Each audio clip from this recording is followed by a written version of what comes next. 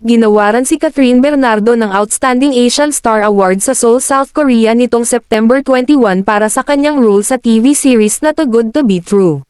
Sinabi niya kung gaano niya kamahal yung show na ito dahil sa kanyang advocacy at appreciation sa healthcare industry. Aniya napamahal siya sa proyektong ito dahil sa unique storyline. Isa din sa hangarin ng nasabing show ay mag-spread ng awareness tungkol sa Alzheimer's disease. Nitong ang Lunes September 25 ay naghain ng resolution si Senator Lito Lapid bilang pagkilala sa pinamalas na galing ni Catherine Bernardo sa seryeng Too Good to Be True. Sinabi ni Senator Lapid na isang karangalan sa ating bansa ang mapabilang sa nasabing award-giving body at mapili si Catherine bilang Outstanding Asian Award winner na nilahukan ng 6 na bansa.